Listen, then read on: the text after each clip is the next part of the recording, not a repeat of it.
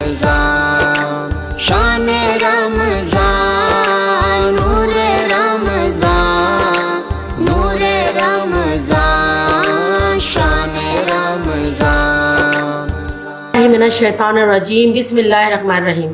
شروع کرتی ہوں اللہ کے بابرکت نام سے جو سارے جہاں کا پالنے والا ہے اور روز جزا کا مالک ہے، اور درود و سلام محمد و آل محمد کے لیے۔ السلام علیکم۔ میں زارا درویش اور تمام سننے اور دیکھنے والوں کے لیے نور رمضان ٹرانسمیشن میں خوش آمدید کہتی ہوں، اور ایک نئے مہمان اور ایک نئے موضوع کے ساتھ آپ کے سامنے حاضر ہوں۔ اور آج کا موضوع ہمارا ہے حقوق العباد اور خدمت خلق۔ اسلام ایک واحد مذہب ہے جو باعث رحمت ہے۔ اسلام حسن سلوک اور خیرخواہ کا دین ہے۔ عبادت صرف روزہ، زکوٰۃ اور حج کا نام نہیں بلکہ ہر لحاظ سے اطاعت الہی کا نام ہے، اور اطاعت الہی میں حقوق العباد اور خدمت خلق بھی شامل ہوتا ہے۔ اور ہم سب سے پہلے حقوق العباد پہ گفتگو کریں گے، اور حقوق العباد پہ گفتگو کرنے کے لیے میں خواہر سحر کی طرف جاؤں گی اور ان سے پہلا سوال کروں گی کہ خواہر سحر آپ ہمیں کیا نام ہے بتائیے کہ حقوق العباد سے کیا مراد ہے؟ الشیطان الرجیم بسم اللہ الرحمن الرحیم وفوضوا امری الی اللہ۔ جیسے کہ آپ نے کہا حقوق العباد سے مراد یہ ہے کہ آپ سے منسلک ہو تمام افراد اور ان آپس میں آپ دوسرے کے حقوق۔ سب سے پہلے حقوق العباد میں سب سے اہم چیز یہ ہے کہ زوجین کے حقوق، اگر میاں بیوی کے آپس میں حقوق و فرائض اچھی طرح انجام دیں گے، اس کے بعد کیا کریں گے؟ والدین کے حقوق پہ آئیں گے۔ جب زوجین مل کر یہ حقوق کو سر انجام دیتے ہیں بہترین طریقے سے، مابین تعلقات کو، فرائض کو مابین بہترین طریقے سے سر انجام دیتے ہیں، اس کے بعد ہی اطاعت اولاد پہ آتا ہے۔ والدین کے حقوق اولاد کے حقوق والدین پہ۔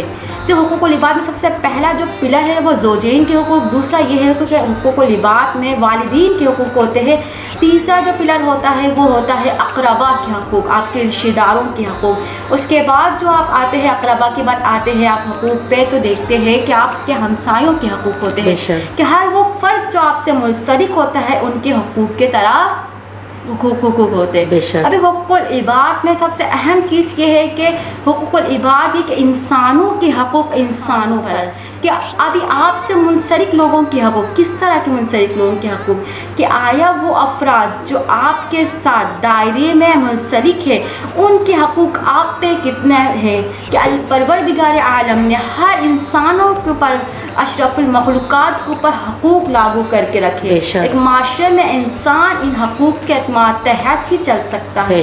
اگر ہم نے اپنے حقوق العباد کو بہترین طریقے سے سر انجام دیا تو وہ کیا ہوگا؟ ہمارے لیے کار خیر کا باعث بنے گا۔ آپ نے سنا ہوگا زہرا کے حقوق العباد کے بارے میں بتا چکے ہیں، بار بار تذکرہ ہو چکا ہے قرآن مجید اور مختلف حدیث اور روایتوں کی روشنی میں، کہ حقوق العباد وہ حقوق ہے کہ جس کی رعایت ممکن نہیں ہے۔ مطلب حقوق اللہ، اس کے بعد حقوق العباد بندوں کے حقوق۔ اگر آپ نے کسی انسان کا آپ کسی شخص یا کسی انسان کا مقروض ہے، تو آپ جب تک وہ قرض ادا نہیں کریں گے، اگر وہ تب تک آپ اس کے مقروض رہیں گے۔ آپ کسی کے اوپر کوئی تہمت لگاتے، بہتان لگاتے ہیں، تو آپ تب تک جب تک وہ آپ کو معاف نہیں کرے گا تب تک آپ کیا کریں گے؟ اس گناہ میں مبتلا رہیں گے۔ تو اسی طرح کے ایک علامہ اپنے خواب کو بیان کرتے ہیں کہ ایک شہید جنگ کے دوران شہید ہو چکا ہوتا ہے، اور خواب میں دیکھتے ہیں کہ ہر شہید کو ایک شخص آ کر کچھ دے رہا ہوتا ہے، ایک خطوط کے تحت میں دے رہا ہوتا ہے۔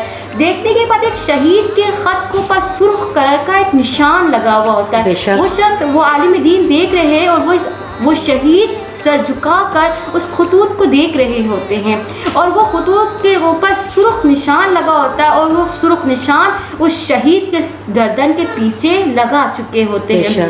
پھر اس سے ماجرا پوچھا جاتا ہے کہ یہ ماجرا کیا ہے؟ وہ بیدار ہوتے ہیں، اور کہنے کے بعد وہ فوراً یہ سوچنے ہیں علامہ کہ آیا یہ شہید اس اعلیٰ مقام پر فائز ہوتے ہیں، تو آیا اس شہید اس حالت میں کیوں مبتلا تھے؟ تو وہ کافی دیر سوچتے ہیں، سوچنے کے بعد وہ نتیجہ اخذ کرتے ہیں کہ آیا وہ مجھے اپنے مسائل کو حل کرنے کی تجویز دے رہا ہے۔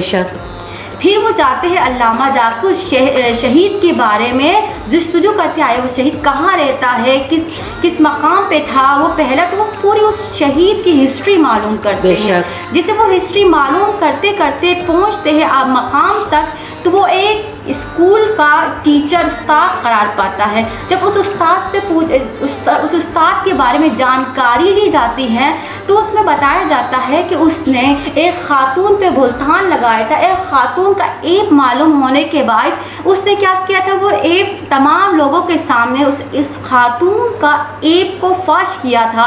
اور اس کے بعد وہ علامہ اس خاتون کے پاس جاتے ہیں، اور خاتون کے پاس جانے کے بعد تمام شہیدوں کے بارے میں گفتگو کرتے ہیں، اور آخر میں اس شہید کا نام لیتے ہیں. تو وہ خاتون کیا کہتی ہے، وہ خاتون طنزیہ انداز میں کہتی ہے کہ آیا کیا یہ بھی شہید ہے؟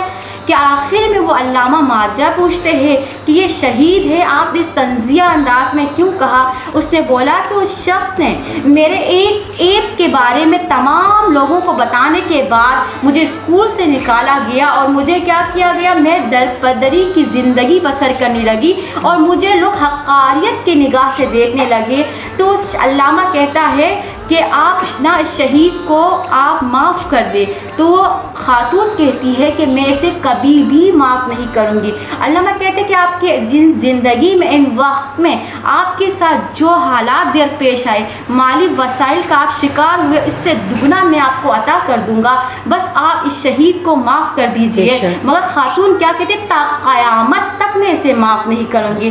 اور اسی حالت میں وہ شہید کیا ہوتا ہے کہ اس خاتون کے اس عضو کے معاملے میں وہ شہید اس عالم میں کیا ہوتا ہے، گرفتار ہوتا ہے پریشانی میں. ادان امام صلی اللہ علیہ وسلم کے یہی وہ حقوق ہوتے ہیں کہ ہم اس حقوق کو نظر انداز کر دیتے ہیں. ہم آپس کے حقوق کو، لوگوں کو، ہم آپس میں بیٹھتے ہیں، ایک دوسرے بات چیت کرتے ہیں، ہمارے نہ جانے ہم ایک بات میں کتنی لوگوں کو پر بہتان تہمت غیبت کرتے ہیں، اور ہمیں اندازہ نہیں ہوتا کہ آیا یہ ہم کس حوالے سے گفتگو کریں. اور یہ کیا ہے، یہ گناہ کیا ہے، جب تک وہ بندہ خود معاف نہیں کرتا تب تک یہ گناہ معاف نہیں ہوتا. حقوق العباد میں سب سے اہم مسئلہ یہ ہے، آپ قرض جب تک ادا نہیں کرتے، آپ مقروضی کے حالت میں آپ چلے جاتے ہیں، تو آپ کی وہ گردن پہ وہ قرض ہمیشگی کے لیے رہے گا، اس کی آپ سزا پاتے رہیں گے اور بحث سے دور ہوتے رہیں گے. تو اسی لیے کہا گیا ہے کہ حقوق العباد کے انسان کیا کرے، باریک بینی سے لے کہ حقوق العباد میں یہ ہے کہ آپ ہر ایک چیز کو آپ سے منسلک افراد کو کہ آئیے کہ انسان جن لوگوں کے ساتھ رہتا ہے تو ان کے حقوق کی رعایت کرے، تاکہ ہم اس مسئلے سے، ان مسائل سے، اس گناہ سے کیا کر سکے، دوری اختیار کر سکیں. بہت شکریہ، بالکل آپ نے بجا فرمایا. خواہر یہ تو آپ نے بالکل حقوق العباد کے بارے میں بہت اچھا فرمایا. ایک سوال میرا یہ آتا ہے کہ حقوق العباد کے ساتھ ساتھ حقوق انسانی بھی ہے، تو اس پہ بھی کچھ تھوڑا سا روشنی ڈال دیجیے. حقوق الانسانی یہ ہے کہ آج کے معاشرے میں ہم دیکھتے ہیں کہ ہم نے آپس کے حقوق کو ہم نے خود پامال کر کے رکھا ہوا ہے. اگر ہم ایز اے انسان یہ کرے کہ میں نے اپنے فرائض کو سمجھتے ہوئے میں کسی انسان کے حقوق کو پامال نہیں کرتے، کسی شخص کے حقوق کو پامال، ہر فرد اپنے آپ کو اطاعت الہی میں سرگرم کرے، اور ہر فرد اپنا آپ کو ذمہ دار قرار پائے کہ مجھے معاشرے کو سدھارنا ہے. ہر ایک فرد کہتا ہے کہ معاشرے میں فساد ہے، معاشرے میں حقوق کی ادائیگی نہیں ہو رہی، یہ معاشرہ بنانے والے ہم ہی افراد ہوتے ہیں. اگر ہم سب مل کے اس معاشرے کے اندر ہر فرد اپنا کیا کرے گا، ہر فرد اپنا کیا کرے، بہترین کردار ادا کرے گا، تو یہ معاشرے کے اندر وسائل و فساد اور تمام تر چیزوں سے کیا کریں گے، ہم دور ہو جائیں گے. بہت شکریہ خواہر آپ کا. ناظرین، اب ہم وقفے کی طرف جائیں گے اور واپسی آ کر خدمت خلق کے بارے میں جانیں گے. شان رمضان، نور رمضان، نور رمضان، شان رمضان. ناظرین، ہم وقفے سے پہلے حقوق العباد پہ بات کر رہے تھے، جو خواہر سحر نے بہت اچھی طریقے سے ہماری وضاحت اور ہماری رہنمائی کر دی ہے۔ اب ہم حقوق خدمت خلق کے بارے میں خواہر زہرا یوسفی سے بات کریں گے۔ خواہر السلام علیکم۔ وعلیکم السلام۔ خواہر آپ ہمیں یہ بتائیے کہ خدمت خلق سے کیا مراد ہے؟ اعوذ باللہ من الشیطان الرجیم، بسم اللہ الرحمن الرحیم، رب اشرح لی صدری ویسر لی امری واحلل عقدۃ من لسانی یفقہوا قولی، اللہم عجل لولیک الفرج۔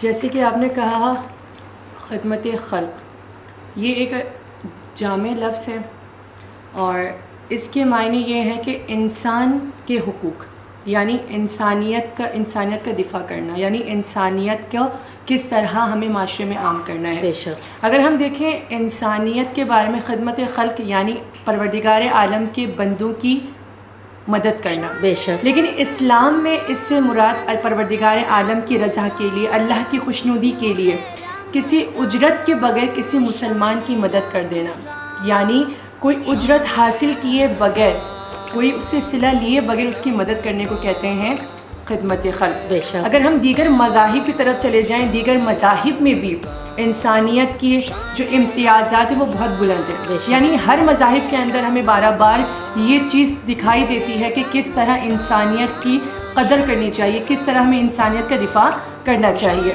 اگر میں آپ کے زیر سماعت یہ کہنا چاہوں کہ میری جان فدا ہو رسول پاک صلی اللہ علیہ وسلم کی ذات پر، کہ جو تمام جہانوں کے لیے رحمت للعالمین ہے، کہ جس نے اپنی مختصر سی زندگی کے اندر ہمیں تمام تر نمونے بیان کر کے چلے گئے۔ جیسے انسانیت، اگر میں رسول خدا کی رسالت سے پہلے کی زندگی کے بارے میں بیان کروں، جس وقت رسول خدا صلی اللہ علیہ وسلم کو رسالت نبوت نہیں ملی تھی، اس وقت بھی رسول خدا صلی اللہ علیہ وسلم تمام انسانوں کی، تمام انسانیت کا دفاع کر رہے ہوتے تھے۔ اسی زمانے میں رسول خدا صلی اللہ علیہ وسلم کو صادق اور امین کا لقب بھی دیا گیا تھا۔ اور کیوں دیا گیا تھا؟ کیونکہ جب بھی اگر وہ چاہے مسلمان ہو، چاہے یہودی ہو، چاہے نصرانی، کوئی بھی ہو، ان کے پاس کوئی بھی امانت رکھوا دیتا تھا، اس امانت کا مطلب اس کے ساتھ خیانت نہیں کرتے تھے، اس امانت کا ہمیشہ خیال رکھتے تھے۔ یہ بھی ایک انسانیت میں آتا ہے کہ یہ بھی ایک انسان کے حقوق کی رعایت کرنا۔